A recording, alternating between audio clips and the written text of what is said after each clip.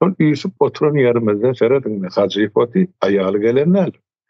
Ondan sonra Hanan Fatih, ondan sonra tayda gellikardı oti, on ayalı oti, on ayalı oğulları oti, men oti. Farid Tuhba Tulin oti. Ondan sonra tayda men sorulara aittim. Şunu söyleydim, biz dağınık bolluk. Ol saylanıl verdiğim hiç yerde hareket bolmadı fiyattaydım.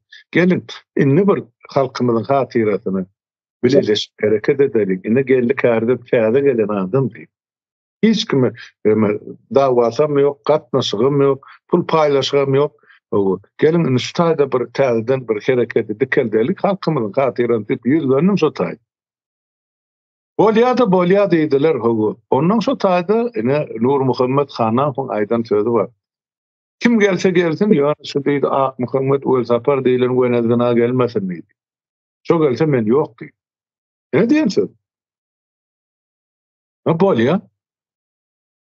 Men dedim, menem gözüm asım çekip oturana terapi şöyle kengsemizden savurun adamı.